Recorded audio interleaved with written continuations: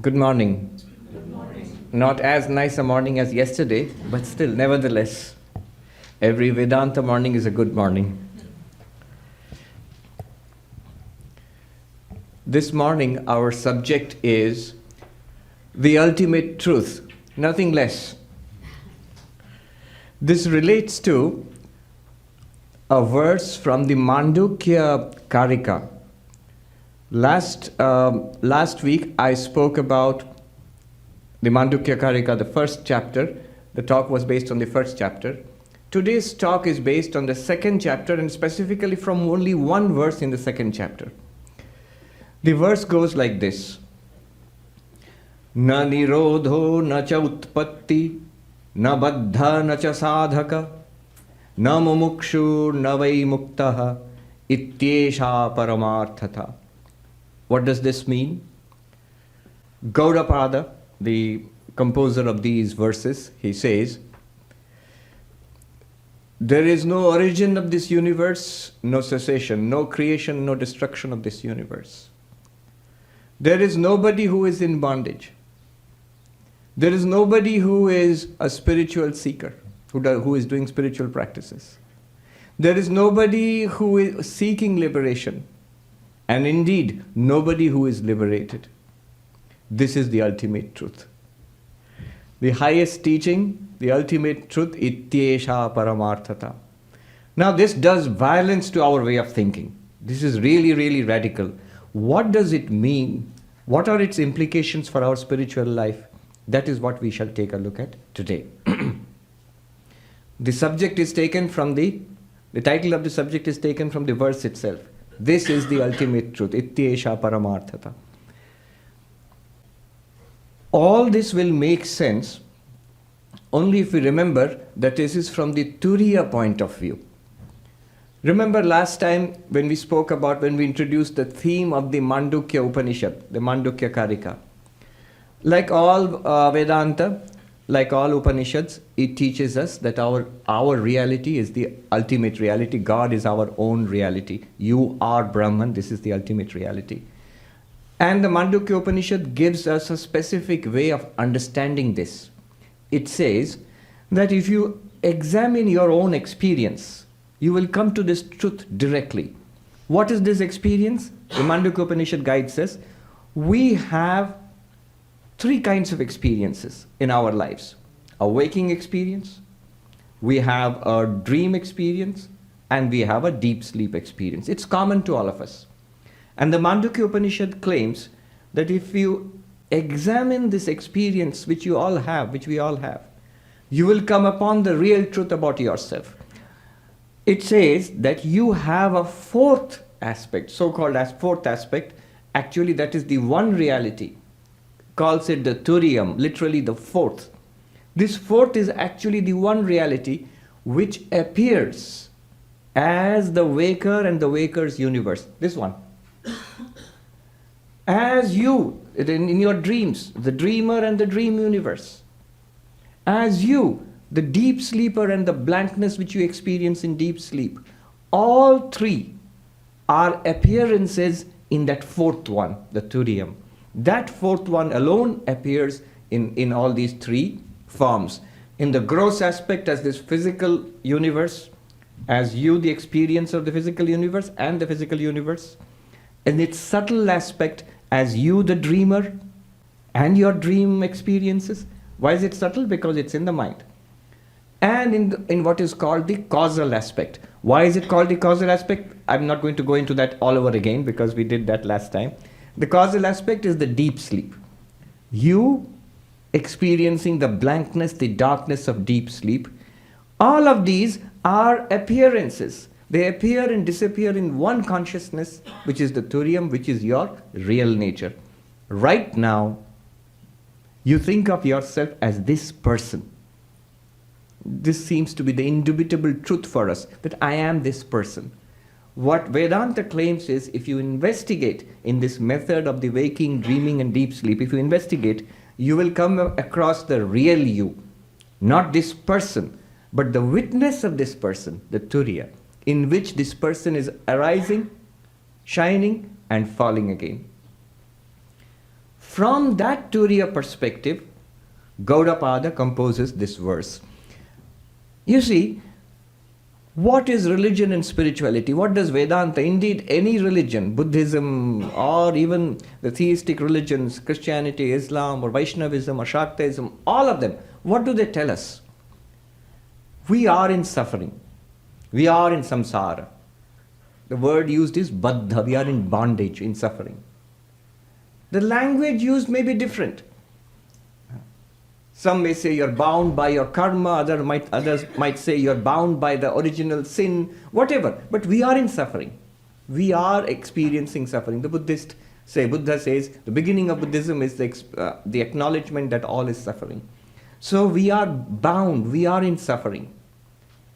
And the claim is that if you go through certain spiritual practices, in Sanskrit, if you become a sadhaka, a spiritual practitioner. It could be of various kinds of practices, depending on the religion, your particular choice, your particular approach, philosophy. It could be meditation, it could be doing good to others, it could be love and devotion and surrender to God, it could be Vedantic analysis, karma yoga, bhakti yoga, raja yoga, jnana yoga, it could be any kind of practice. You become a sadhaka, a spiritual practitioner. Why? Because you are a mumukshu, a seeker after spiritual liberation. I want freedom from suffering. I want freedom from samsara. The samsara which I am trapped in, I want freedom from that, and therefore I am doing spiritual practices. The core teaching of the Buddha, it sums up the entire structure of religion. There is suffering, one. There is a cause of suffering. There is an end to suffering, that is moksha, nirvana. And there is a way, sadhana, ashtanga marga, Buddha says. So I am a spiritual seeker. I am doing spiritual practices and I am a spiritual seeker, mumukshu. Mumukshu literally means one who is seeking freedom. And finally, I hope that after all the spiritual seeking, all the spiritual practice, one day I will become free, enlightened, liberated. I will become Jivan Mukta, liberated while living. Or in different religions, in different languages, I will one day go to heaven and live with God and be free of suffering. So this is the structure which we have been taught, which every religion teaches us. Bondage, practice, spiritual seeking, aspiration, and freedom. And here comes Gaudapada and says, there is nobody who is in bondage. There is nobody who is practicing spiritual practices. There is nobody who is a spiritual seeker. And how do you account for those who are supposed to be free, enlightened persons? There is nobody who is an enlightened person or free. There is nobody who is mukta. And this is supposed to be the final teaching, the ultimate truth. What does this mean? Today we shall investigate this. Do you see the radical nature? First you must appreciate why is it so shocking. This one, if properly understood, and which we shall attempt to do at the end, by the end of this session, we shall try to grasp the meaning, the implication of this. If properly understood, then really we will get an understanding of what samsara is. A deep, direct understanding of what samsara is. We will get a real understanding of what bondage is. When he says there's no bondage, we'll see what is really meant. We will understand what is spiritual practice and what is the role of spiritual practice, what it can do and what it cannot do. We will understand that today. We will understand what it is meant to be a real spiritual seeker, mumuksha. And we shall not only understand what is it means to be enlightened, to be free. If one really understands this, grasps it, assimilates it, one will be free by the end of this talk. That's why it's called the ultimate truth, the final teaching. Like last time, this time also the usual cautions apply. I mentioned last time that there is a immature way of understanding this, and there is a mature way of understanding this. And the immature way will say that, oh, now I realize all kinds of conventional religion and prayer and temples and churches, all of them are false, so they are all imaginary or superstitious. Now I have got the real truth. Even worse, I have no need, now I know, I have no need to meditate, I have no need to pray, I have no need to do any good works or anything like that, because I know the truth, I'm free. No, that's an immature way of understanding it. The mature way is, we get a deeper understanding of what samsara is, what bondage is, what spiritual practice is, what does it mean to be a spiritual seeker, and finally what it means to be free. That is the mature understanding which we shall aim at. We shall see how, instead of cutting at the root of religion, this actually gives a foundation to religion. That's what we shall see. Where to start? Let's start at the beginning. It says that there is no origination, no creation of the universe, no destruction, no cessation of the universe. Na utpatti, na nirodha, na cha utpatti. What does that mean?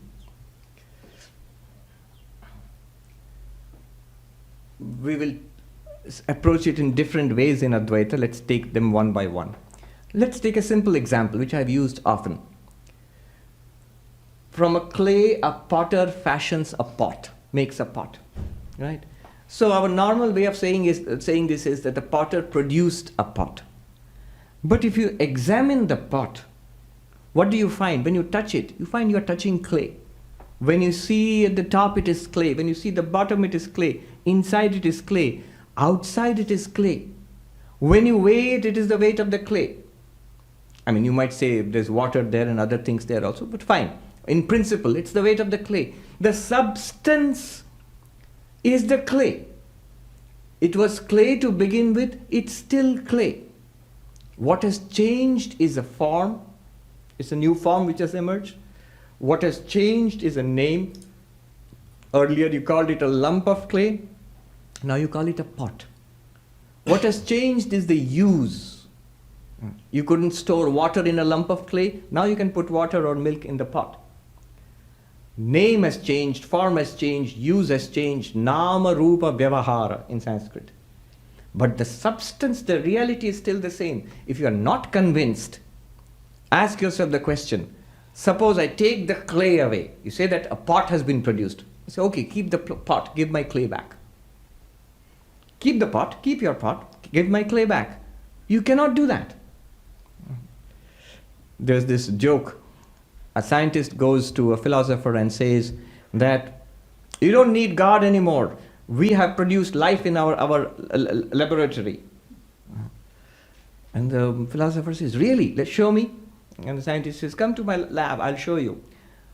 First you take a little bit of clay, a little bit of earth. And the philosopher says, get your own earth first. God made that earth. So if I ask for the clay back, you'll have no pot at all. Now, can we say that no real second thing has been produced? The first thing is the clay. Apart from the first thing, the clay, there is no real second thing which has been produced. Though the name has changed, though the form has changed, though I admit, though the use has changed. But substantially speaking, there is no new thing which has been created. The thing, the substance, the reality is still the same. In the same way, Advaita says, Sat, pure being, existence itself, with different names and forms, appears as this samsara. When the samsara appears, when we see this samsara, then, just like the production of the pot, you cannot say a new thing has been created.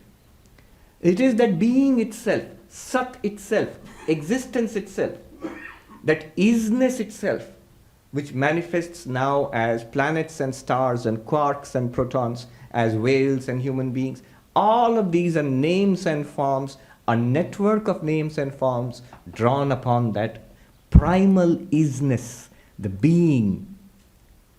Sat. Sat means pure being. That pure being you are. The Upanishad says, Tat Tvam Asi, that thou art. You always were that, you are that, and you will continue to be that. Maya just draws a network of names and forms over you, and including this particular body and mind, and we say, I am this body and mind. Here is a universe that has been created. But as far as the substance, the reality is concerned, it's still that primal isness, Sat. Another way of understanding this is, in a material world, the matter is, the clay, for example, is shaped into a pot. But when you come to your inner world, the world of consciousness, of awareness, consciousness does not have to be shaped into something. Things just appear in your consciousness. For example, when the classic example in which a man mistakes a rope to be a snake. In a darkness, he sees something and thinks, it's a rope actually, but he doesn't know it's a rope. He thinks by mistake that it is a snake. All right?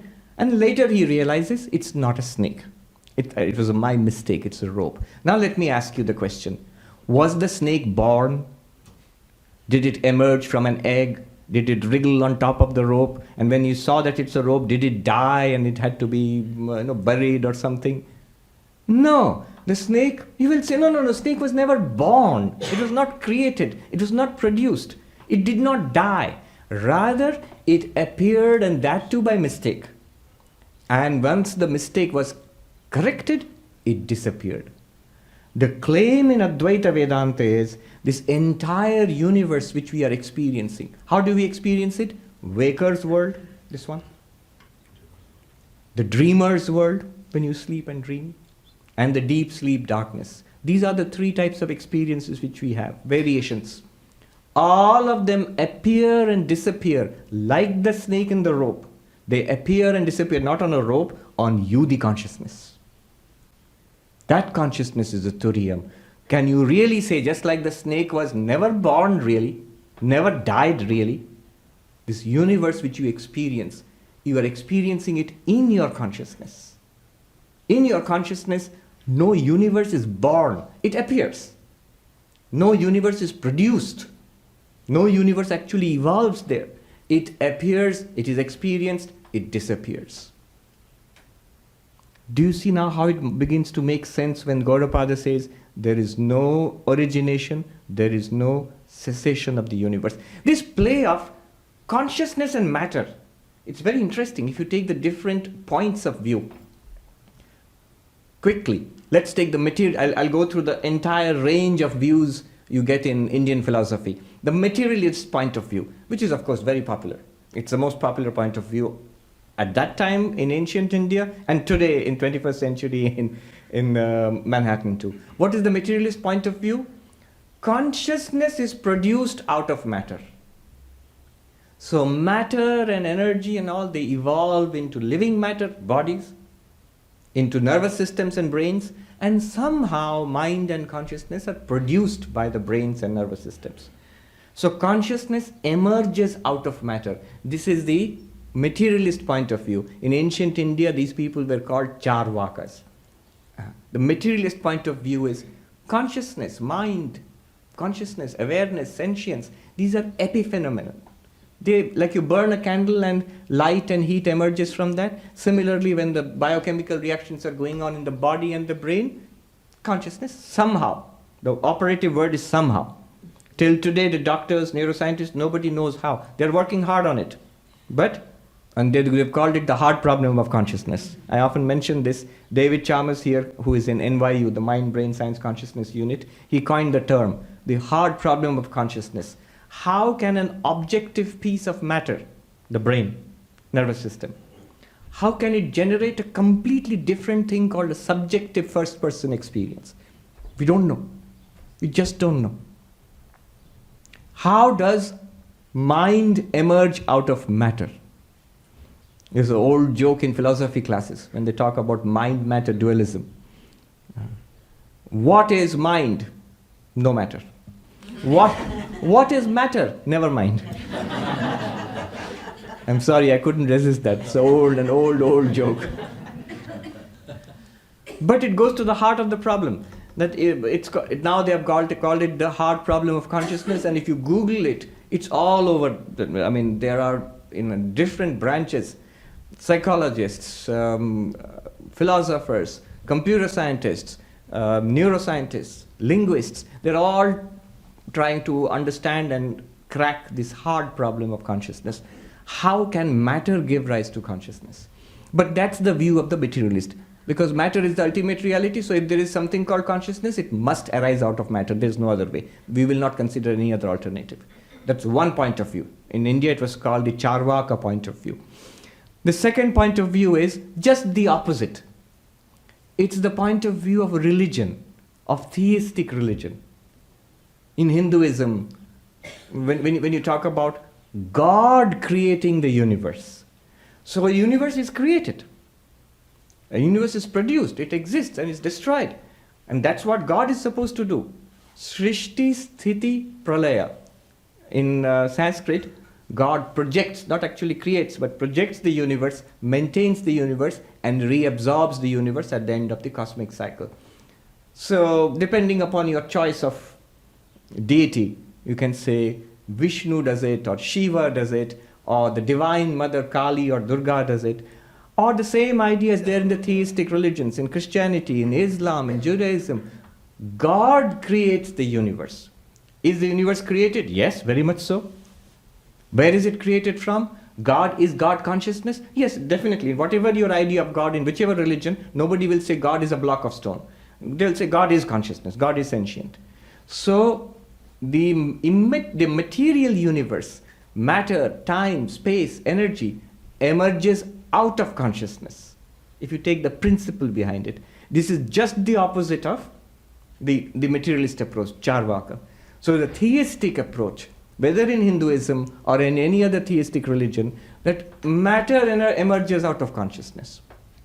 Second approach. Third approach is the eternal duality of consciousness and matter. This is held by Sankhya philosophy, by Yoga philosophy, by Jaina philosophy. They say neither emerges out of the other. Consciousness is eternal. Matter, space, time, energy, eternal. So this time, space, matter, energy, they lump it together and give it one word, Prakriti, nature. Prakriti, that's the Sanskrit word for nature. Nature is eternal, it is not produced from something else. And what about consciousness? Consciousness is also a fundamental reality. It coexists with nature like two parallel lines. Consciousness, Sanskrit word Purusha, nature, Sanskrit word Prakriti. They eternally coexist. Neither one produces the other. And they interact. The interaction of consciousness and nature is samsara. If that sounds too abstract, it's not at all abstract. It's very much concrete for us. Right now, what you consider yourself to be right now, is an interaction of nature and consciousness, Prakriti and Purusha. You, the sentient being, with this body provided to you by nature, with this mind provided to you by nature, you are one package, but with two components, Purusha, Prakriti. And this is samsara. So this parallel coexistence of consciousness and matter and energy and time and space, this is the view of Sankhya, Yoga philosophy, Patanjali Yoga philosophy, Jaina philosophy. Next comes the Buddhist. I'm taking one point of view, the Tibetan Buddhist, the Mahayana point of view, specifically Madhyamaka and Vijnanavada point of view. What they say is, yes, matter, nature and the objective universe and the subjective consciousness, the two, the self and the not self, both are empty. They are neither produced from each other, nor are they continuing parallelly with each other. The real nature of both is emptiness, shunyata.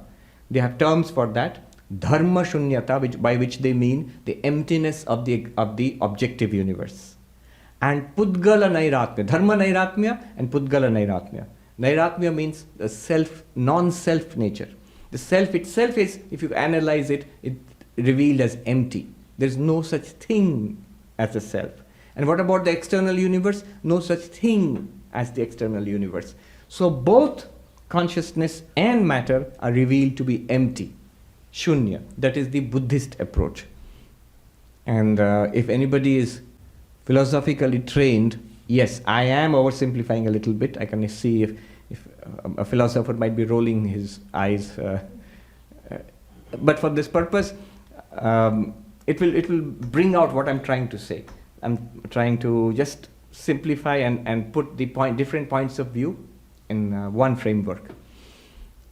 Then comes the non-dualist framework, which we are talking about, where consciousness alone is the reality, and that which we take to be the non-conscious, matter, time, space, bodies, our samsara, this world, these are appearances in consciousness, not apart from consciousness.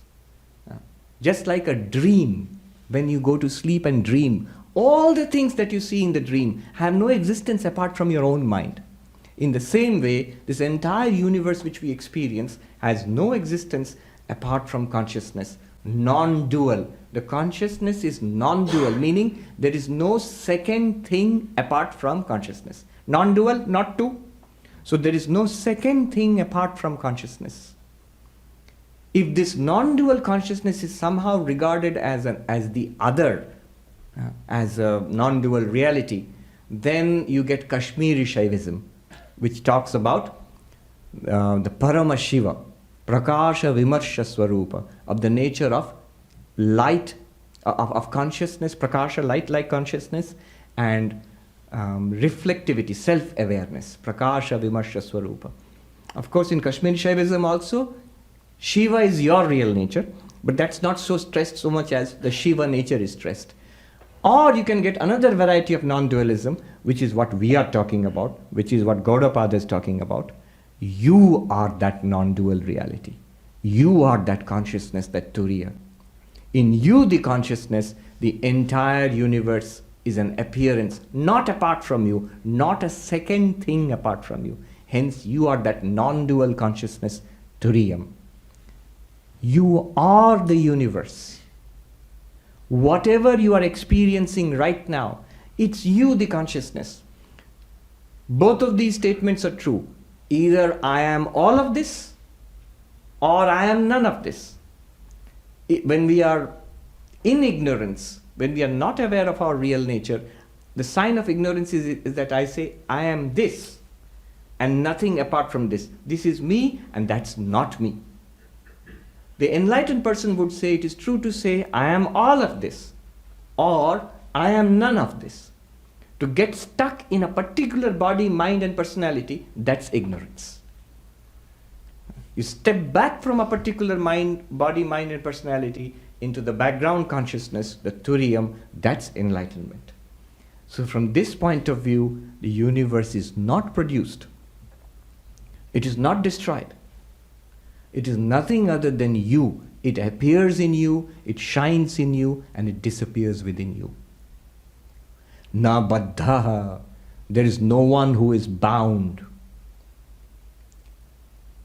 I am bound. By every account, I am this person, I am bound by the body, I am born, I am aging, I am subject to disease, ill health, I am subject to death, I am subject to 1,000 disappointments and hurts. I am bound on all sides. I have so many desires, only a fraction of which I can fulfill. And even if I fulfill them, I do not get the satisfaction I was expecting. I am bound and limited on all sides. How can you say I am not bound?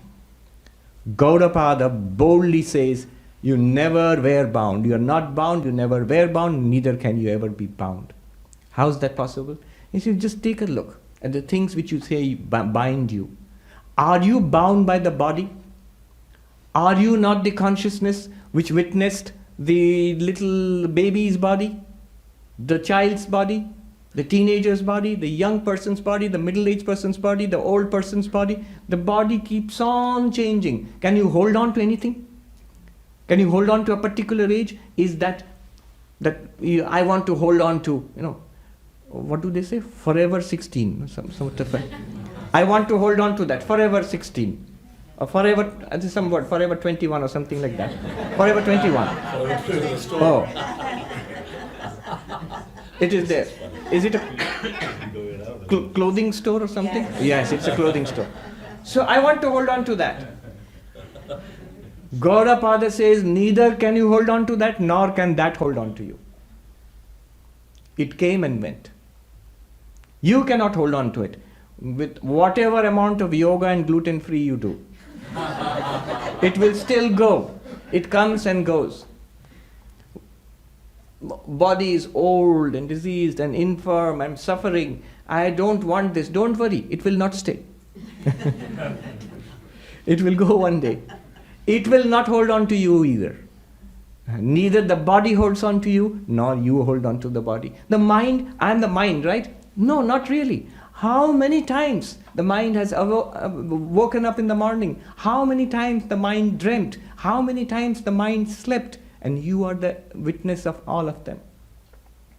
The way they teach is very interesting. I'll give you, it doesn't have the same force in English maybe, but I'll still try it. It's very simple, almost homely, but the truths are very profound. The teacher is saying, the Vedanta teacher, are you happy? Tell me, are you happy or are you sad? He says, sometimes I'm happy. Always happy? No, sometimes I'm sad. And the teacher said, how is that possible? How can you be two things? So what do you mean? Follow this carefully. It might sound simplistic, but it's very profound.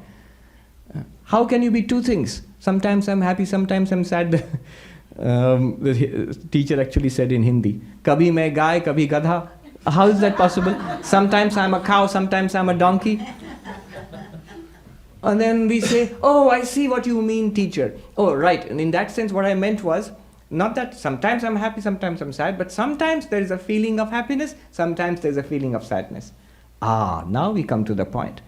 So sometimes there's a feeling of happiness and you own it and you say, I am happy. Sometimes there's a feeling of sadness which arises in you, the same awareness. And you own it and you say, I am sad. And yet, you cannot be both. You are that which was there before the happy feeling came. You are that which was there before the sad feeling came. When those feelings come, you grasp it, you identify yourself with it, clutch it to yourself and say, I am happy, I am sad. No, you are the one which is free of happiness and sadness. You are the one which is the witness of happiness and sadness, witness of their arrival, witness of their stay, witness of their departure. Look at your experience. Is it not true? What sticks to you? Does happiness stick to you? Has it ever till today stuck to you? No. What sticks to you? The deepest misery, the greatest trauma of my life, the greatest cause of regret of my life? No. Every day when I fall asleep, suppose I have a great sorrow in my heart. When I fall asleep, it's gone. When the mind shuts down, the sorrow which it bears also goes away with the mind. And in fact, if I'm honest, in my day, throughout the day, when I'm awake, even this overwhelming sorrow, how long does it stay? It does come and go. I must admit, it comes and goes. It lessens and increases. So, none of them stick to me. You are the one, the Teflon non-stick, that non-stick consciousness to which the mind does not stick. The body does not stick. In fact, consciousness is never bound. Neither in Sankhya philosophy nor in Vedanta philosophy. In Sankhya philosophy, consciousness experiences a real world. But even while experiencing a real world, consciousness is not bound by the real world. It's like the blue sky. So nice and bright and beautiful yesterday in the morning, now full of stormy clouds racing across the sky. It's still that same sky. Not affected in the least by the clouds. It looks like that. We are affected by it. The sky is not affected by it. You, the consciousness, the Turiyam, you are not affected by the storms in the mind, the ups and downs which come because of the mind or of the body. And they appear in the body like the clouds in the sky and they disappear back. And the body-mind appearances come in you, the consciousness. They appear in you and they disappear, they melt away within you again. You, the consciousness, you are the experiencer, but ever unaffected. Sankhya philosophy. which accepts dualism. What to speak of Vedanta, which does not even accept that there is a separate reality called the mind. I am so miserable. The Vedantin will say, where is this misery? In my mind. Where is this mind? In my awareness. Is it a real thing apart from your awareness? No. If the mind itself is not real, what to speak of the contents of the mind, the misery, the happiness and the desires? Nothing sticks to you. It arises, shines and disappears in you. Na baddha. Nobody was ever bound by anything in any life, anywhere. How do we get bound, this feeling of getting bound? Again, an example they gave when they teach Vedanta in India. This is the Ganga river is flowing. I've actually seen this. Sometimes a dead body floats past. Sometimes flower garlands float past. Now if you jump into the river and swim mightily and clutch the dead body, the rotting body to yourself and say, I'm so dirty, I'm impure, I'm a sinner. You have clutched it. And then you claim that I have become impure and I'm a sinner, I am dirty. Or the flower garlands, you clutch it and you say, now I have touched something purified, it was discarded from a temple, I am elevated. Both dharma and adharma, the good and the bad, the elevating and the demeaning, they float past you in the stream of the mind. You are the consciousness sitting on the banks of the river of the mind, watching. Why do you have to jump into the mind and go and clutch that one or this one? And then own up to it and then cry, I am horrible, I am a sinner, I am depressed. Or look at me, I am so religious, I am so pure, I am so good. None of them, they float past you in your awareness. You don't have to clutch any of them. Because we get hold of that and hold it to ourselves and then we cry, I am bound. Consciousness, this is the principle. Consciousness is never bound. It seems to be bound only when it imagines an other within itself and then establishes a relationship with that other. In your dream, how can you be bound? You see so many things and so many people in your dreams, and then you establish relationships with those people and things in your dreams. Then you are bound. But really speaking, all the people that you see in the dream, all the things that happen in the dream, they are you only. They all appear in you and they disappear in you, and they are not really there. They are imagined in consciousness. I'll give you a definition of falsity, a technical definition, but a very powerful definition. It's used in Advaita Vedanta, in advanced Vedanta philosophy. Listen carefully. It sounds complicated, but it's actually very simple and very powerful. The original Sanskrit is this. Swatyanta bhave bhasamanatvam mithyatvam. Swatyanta bhava adhikarana bhasamanatvam mithyatvam. What does it mean? Something which appears in the locus of its absence is defined as false. I'll repeat that again. Appearing in the locus of its own absence is falsity. Explain. Yeah, many of you are getting it. Take the classic example of rope and snake. The snake appears in the rope, but really there is no snake there. So the snake is appearing where it is not there. In the rope there is no snake at all. It's a mistake. But you saw it by mistake, just for a flash maybe. So it appeared in the locus. Locus means the place. The place means that rope.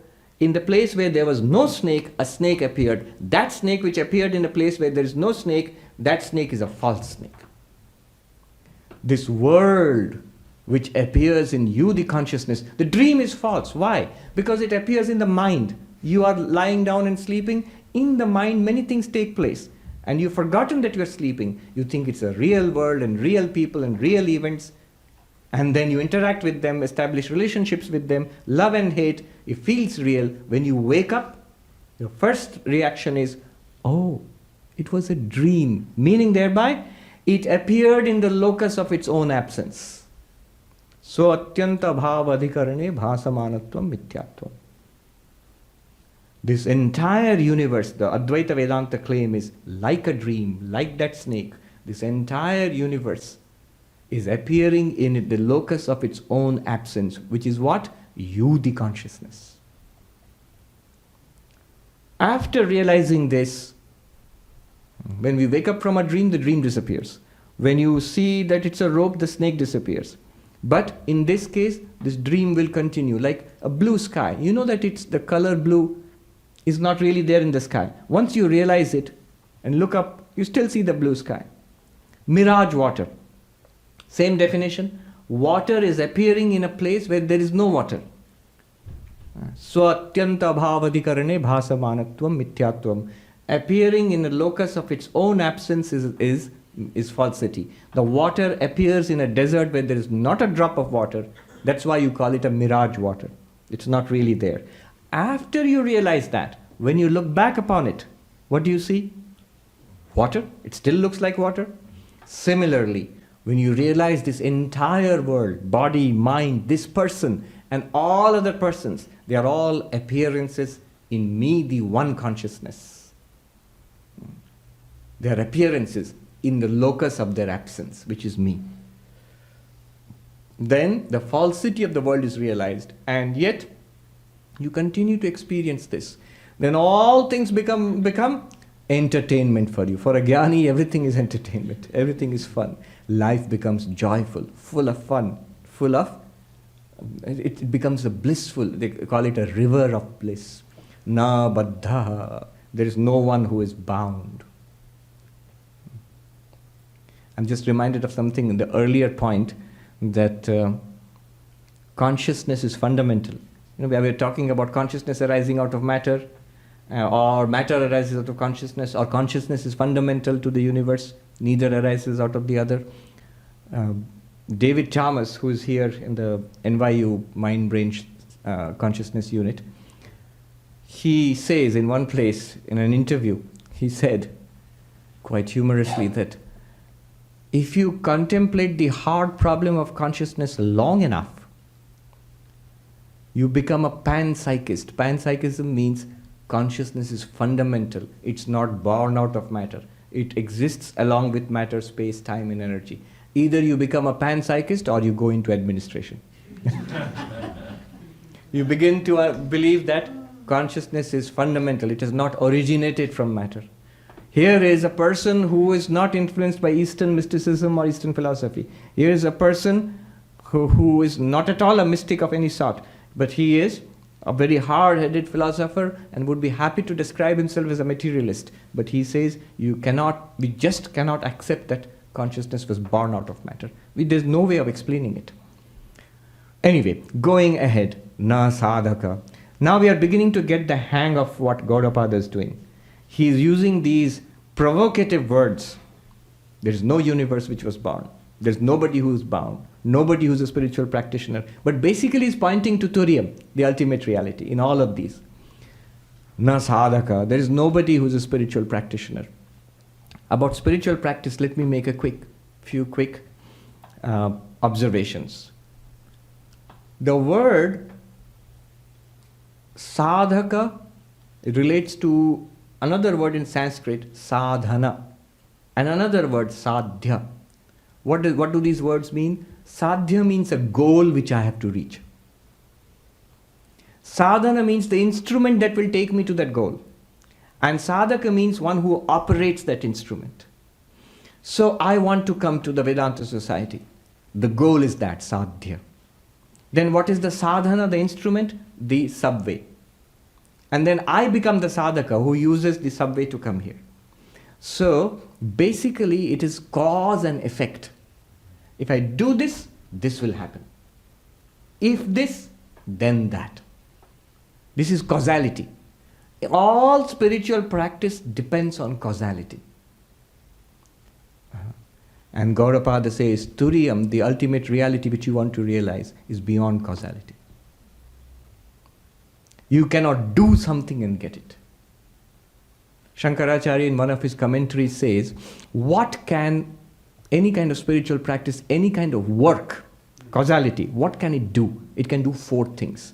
It says, Utpadya, Apya, samskarya, vikarya. 4 words in Sanskrit. You can produce something. You can get something. You can change something. You can refine something. These are the meanings of the 4 words. And he gives examples. So, the farmer puts seeds in and produces crops. Can you produce the ultimate reality? I am Satchidananda. Can it be produced in some way? Can you make it? No. It can't be made. It's already there. It's ultimate reality. It exists. It's because of that everything else comes and goes. Or if you cannot produce it, apya, can you get it? Can you buy it from a shop? Can you import it? Can you borrow it? Can I get it from my guru? I am Satchidananda, my divine nature. Can I get it from somebody? No.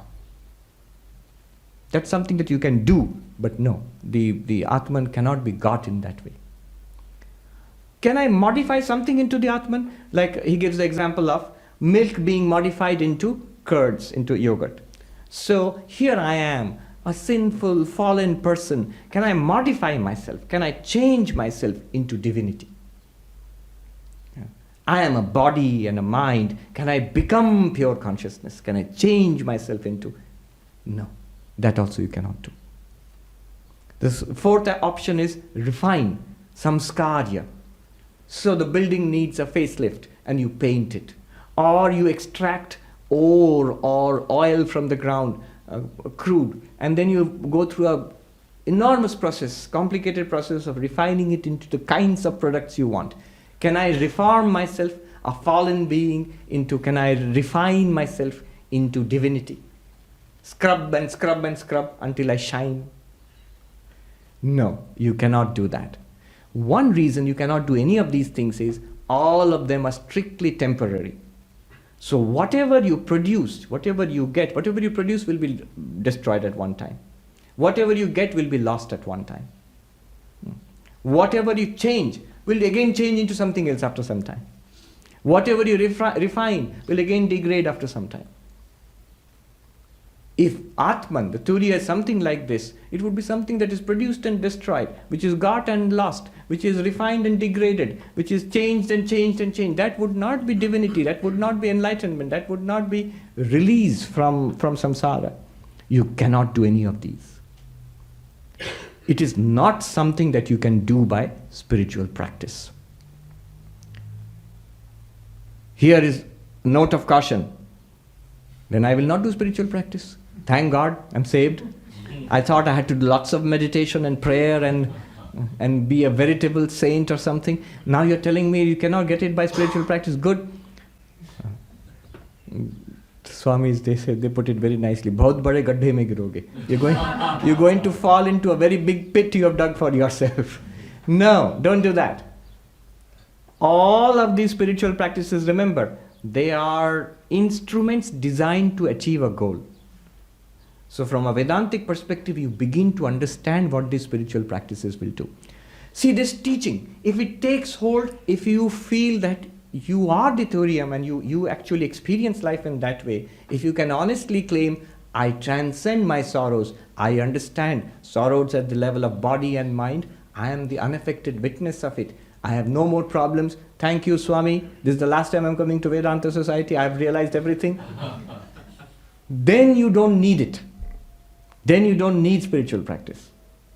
But if I say that my mind, I just can't grasp this, I have so many problems. Well, if you are Turiam, the pure consciousness, you don't have problems. If you have problems, then in some sense, you're still identified with the body and mind. Then you definitely need the spiritual practices. Selfless work purifies the mind. Deep devotion and surrender to God takes all the desires which flow into the world, collects them and directs them to God. Bhakti is of great use to a person walking on the path of knowledge. This is a great insight. Devotion, bhakti, love of God is a powerful thing for those who are walking on the path of knowledge. What is the big obstacle for, practically, what is the big obstacle for people walking on the path of knowledge? Our desires continue to flow out to the world. Desires operate at the level of the heart. Desires do not operate at the level of the intellect. Here you are using the intellect to understand these concepts. And after some time, if you keep at it, the intellect will understand these concepts. And you will get a lot of peace. But the desires still remain. And they continue to flow towards the world. So bhakti operates at the level of the heart. The problem at the level of the intellect is ignorance. Knowledge can cure that at the level of the intellect. But the problem at the level of the heart is desire, greed, lust for the world. The intellect cannot cure that, at least not directly. Love of God can cure that. If all the same desires, instead of world, put God there.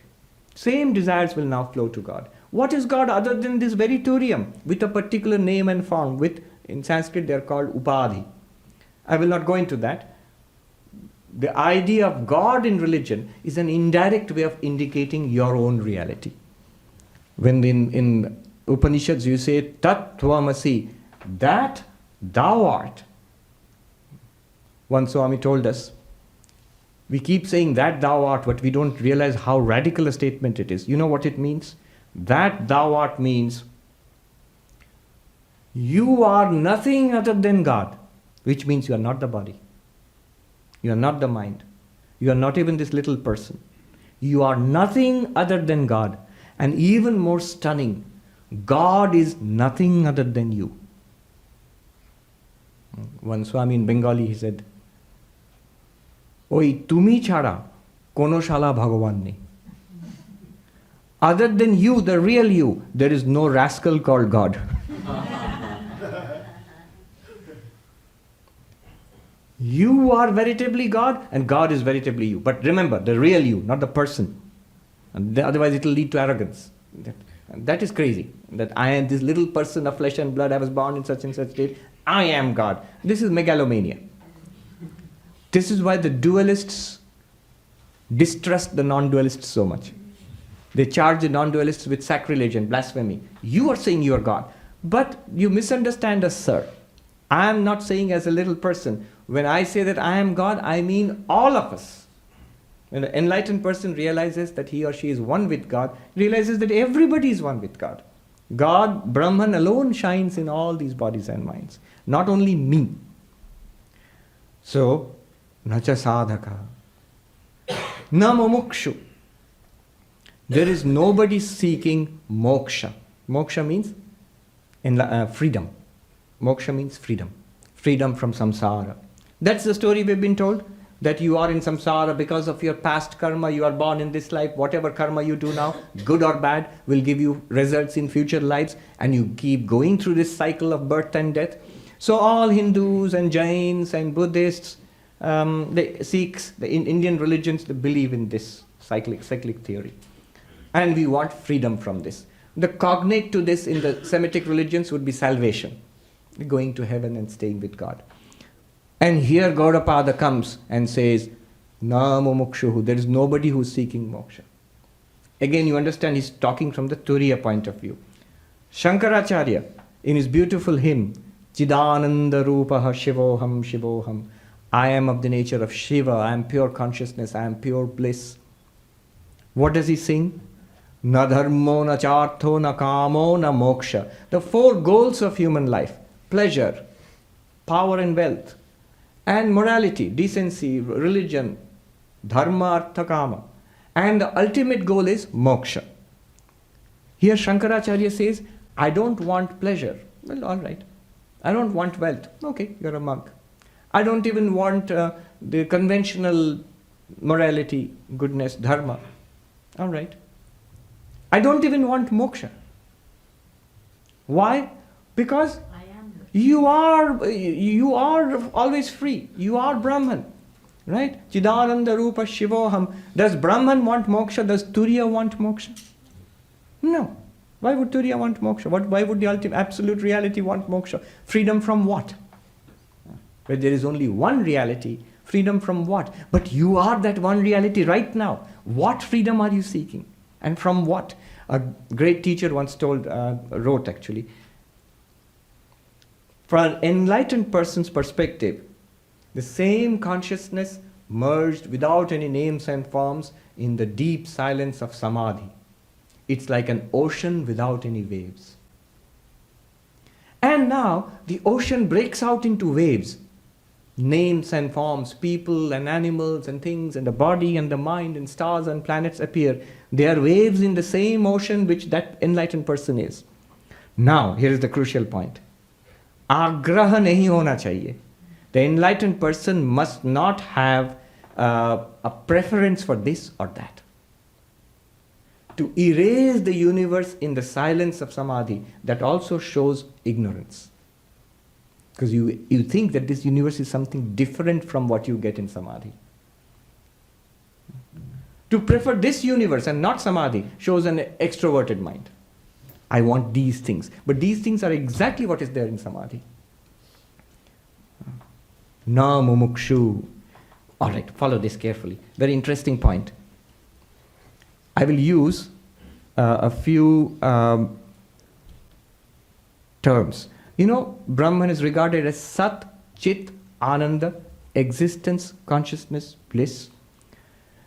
Because we do not know ourselves as that immortal existence, Sat, we have a desire to live.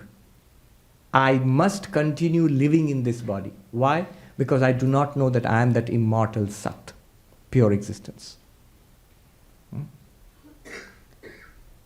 In Sanskrit, the word is jijivisha, desire to live, continue to live in this body, struggle to preserve this body. Because I think I live only in this body. Somebody went and reported to Ramana Maharshi that such and such person is dead. And he said, it's very good. Your own existence is indubitable. Why would you want to preserve the body? You exist in the waking. You exist in the dream without reference to the waking body. You exist in the nothingness of deep sleep also. Why would you want to hold on to a particular system of flesh and blood? We somehow, in spite of all philosophy, we think our only existence is this one. It's not.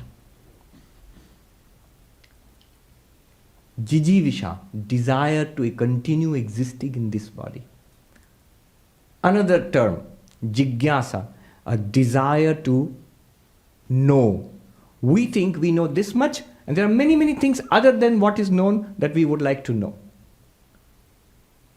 Jigyasa, desire to know. But we do not know that we are that one chit, one consciousness in which everything is appearing. Suppose in your dream there are many things, some of which you have seen and you get the feeling, there are some things which I have not seen, I must see that. But when you wake up, you realize whatever you saw in the dream was your own mind. All the time, the things known and the things unknown are all in your mind. Is it not so? In the same way, Chit, pure consciousness, is the one reality in which the entire universe appears. Not knowing that, we think we know this much, and there are things which we do not know. In detail, it may be true. When you are enlightened, you realize everything is that one consciousness. The details you may not know, but you know it is one consciousness. But anyway, jigyasa, desire to know. There's another word, bubhuksha, desire to enjoy. Why? Because I think my joy, my bliss depends on the things of this universe. The food and the drink and the company and the movies, the pleasures of the senses that I get. From gross pleasures to refined pleasures of the arts and the science and the literature. All of that, they will give me pleasure. But I am Ananda Swarupa.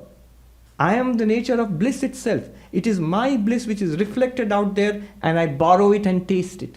I go out hat in hand begging for my own money. I am borrowing my own bliss is lent to the world, and then I like a beggar, I seek that bliss outside. The word is bubhuksha. Now 3 words. Jijivisha, desire to continue living in this body. Jigyasa, desire to know the particular things of this world. Bubhuksha, desire to enjoy the particular things of this world. All of them stem from the ignorance of my nature as Sat, pure being, immortal being. Chit, pure consciousness. Ananda, pure bliss. In order to make me realize this, a new term is put forward.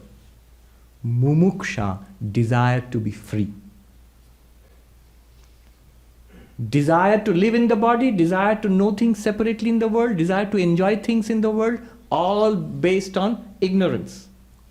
Mumuksha, desire to be free, is also based on ignorance. What ignorance? That I am already free. I don't know that. Desire to be free. But this mumuksha cancels the other three. It replaces the other three. The desire to continue living in this body, desire to know particular things in the world, desire to enjoy sense objects, they are all replaced by an overarching desire to be free of samsara. That's mumuksha. But when we realize we are Satchidananda, that mumuksha also is gone. Because we always were free. That's why he says, na mumukshu, there is nobody who desires to be free. From Turiya point of view. And finally he says, na muktaha, nor free. There is nobody who is free. So what does that mean? How do you explain the enlightened people? All of these people, Ramana Maharshi and so many others, all throughout history, they were free, enlightened people. How do you explain that? What he means to say here is, there is freedom, but nobody who is free. What does that mean? To explain that, let me give another example. I have earlier mentioned this example. Nisarga Datta, somebody pointed out to him, he was regarded as an enlightened being. He lived in Mumbai a few decades ago, in a slum, which is regarded as an enlightened being. That book is there, very popular, I Am That. Somebody said to him, you are an enlightened being, you are Brahmagyani, you are a knower of Brahman. And immediately he reacted in annoyance and he said, and just as a way of teaching, he said, you are insulting me. Insulting you? Knower of Brahman, that's the highest praise you can give in our civilization. The knower of the Absolute. He said, I am not Brahmagyani, I am Brahman. I am not a knower of Brahman, I am Brahman. Pointing out thereby the secret of enlightenment. When you are enlightened, when you know that the Absolute, Turiya, it's not as an object. I know the Turiya, I know the Satchidananda, I know the Absolute, I know Brahman. No. You are that.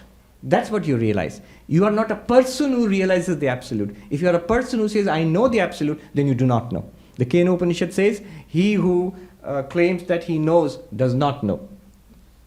He who knows that it cannot be known as an object knows, truly knows.